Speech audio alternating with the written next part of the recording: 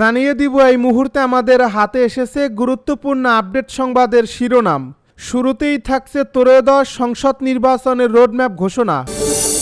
এবারে জানিয়ে দিব পানি ছাড়ল ভারত, পাকিস্তানে বন্যায় 25 জনের মৃত্যু। এদিকে শিক্ষার্থীদের উপর হামলায় পানি ও বিদ্যুৎ প্রকৌশলী সমিতির নিন্দা। আরও জানাবো নির্বাচনী রোডম্যাপে জাতির প্রত্যাশা পূরণ হয়েছে দাবি বিএনপি নেতা সালাউদ্দিন আহমেদের। এদিকে পশ্চিমাদের বার্তা দিতে চীনে একজোট হচ্ছেন পুতিন ও কিম। এতক্ষণ শুনছিলেন হাতে থাকা আপডেট সংবাদের শিরোনাম, এবারে বিস্তারিত। তবে তার আগে অনুরোধ রইল ভিডিওটিতে একটি লাইক এবং কমেন্ট করে জানিয়ে দিন ভিডিও সম্পর্কে আপনার মূল্যবান মতামত। আরও জানিয়ে দিন ভিডিওটি কোথা থেকে দেখছেন বা কোন জেলা থেকে দেখছেন। ত্রয়োদশ সংসদ নির্বাচনের রোডম্যাপ ঘোষণা। ত্রয়োদশ জাতীয় সংসদ নির্বাচনকে সামনে রেখে 24টি গুরুত্বপূর্ণ কাজকে প্রাধান্য দিয়ে রোডম্যাপ ঘোষণা করেছে নির্বাচন কমিশন। আজ বৃহস্পতিবার নির্বাচন কমিশনের জ্যেষ্ঠ সচিব আক্তার আহমেদ এ রোডম্যাপ ঘোষণা করেন। গুরুত্বপূর্ণ কাজগুলোর মধ্যে আছে সংসদীয় আসনের সীমানা নির্ধারণ, ভোটার তালিকা চূড়ান্তকরণ, রাজনৈতিক দল নিবন্ধন ও দেশি পর্যবেক্ষক সংস্থার নিবন্ধন চূড়ান্ত করা।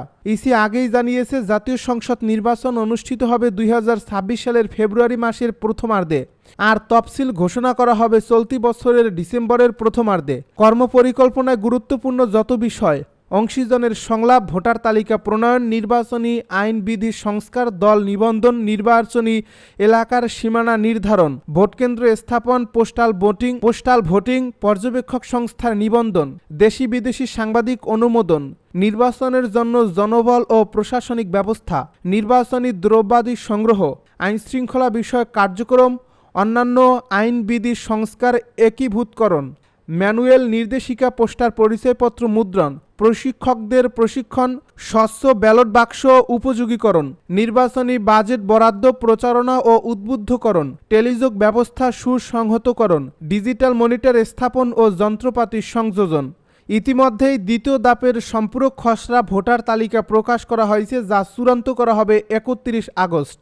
আর 31 অক্টোবর সম্পূরক তালিকা শেষে চূড়ান্ত ভোটার তালিকা প্রকাশ করা হবে 30 নভেম্বর। নির্বাচনী আইনবিধি, গণপ্রতিনিধিত্ব আদেশ, অন্যান্য আইনবিধি 31 আগস্টের মধ্যে সংশোধনের প্রস্তাব ও প্রণয়ন। এছাড়া সংসদীয় আসনের সীমানা নির্ধারণ আইন সংশোধন, ভোটার তালিকা আইন সংশোধন, সংসদ নির্বাচন, ভোট কেন্দ্র নীতিমালা ও ব্যবস্থাপনা চূড়ান্তকরণ। পানি ছাড়ল ভারত, পাকিস্তানে বন্যায় 25 জনের মৃত্যু। পাকিস্তানের পাঞ্জাবে ভয়াবহ বন্যা ও নদী ভাঙনে অন্তত 25 জনের মৃত্যু হয়েছে।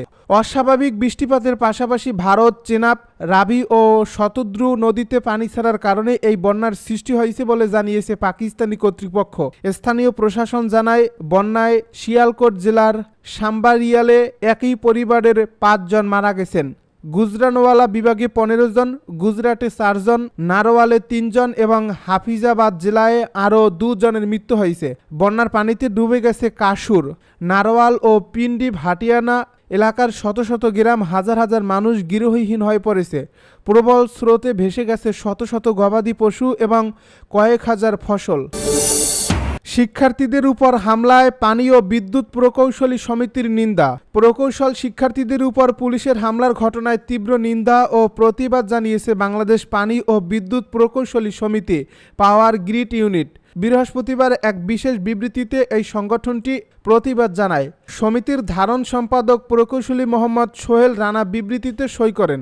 বিবৃতিতে বলা হয়, গতকাল 27 আগস্ট শাহবাগে দেশের বিভিন্ন প্রান্ত থেকে আগত প্রকৌশল ও প্রযুক্তি বিশ্ববিদ্যালয়ের শিক্ষার্থীদের শান্তিপূর্ণ লং মার্চ পালনকালে আইনশৃঙ্খলা বাহিনী কর্তৃক অপ্রত্যাশিতভাবে সাউন্ড গ্রেনেড এবং টিয়ার শেল নিক্ষেপ করেছে। বহু প্রকৌশলী সহ প্রকৌশলী শিক্ষার্থী আহত হয়েছেন।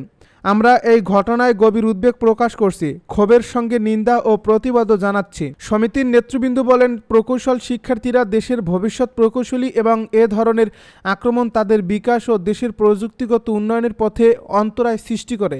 বাংলাদেশ পানি ও বিদ্যুৎ প্রকৌশলী সমিতি, পাওয়ার গ্রিড ইউনিট শিক্ষার্থীদের নিরাপত্তা ও চিকিৎসা সেবা নিশ্চিত এবং দোষীদের বিরুদ্ধে যথাযথ আইনানুগ ব্যবস্থা গ্রহণের জন্য সংশ্লিষ্ট কর্তৃপক্ষের কাছে জোর দাবি জানাচ্ছি। নির্বাচনী রোডম্যাপে জাতির প্রত্যাশা পূরণ হয়েছে দাবি বিএনপি নেতা সালাউদ্দিন আহমেদের। ত্রয়োদশ জাতীয় সংসদ নির্বাচনের রোডম্যাপ ঘোষণায় জাতির প্রত্যাশা পূরণ হয়েছে বলে মন্তব্য করেছেন বিএনপির স্থায়ী কমিটির সদস্য সালাউদ্দিন আহমেদ। বৃহস্পতিবার সাংবাদিকদের সঙ্গে আলাপকালে এ মন্তব্য করেন তিনি। নির্বাচনী রোডম্যাপ ঘোষণার বিষয়টিকে বিএনপি ইতিবাচক হিসেবে দেখছে জানিয়ে তিনি বলেন, যথাসময়ে রোডম্যাপটি ঘোষণা করা হয়েছে। সরকারের দিক থেকেও একই রকম নির্দেশনা ছিল।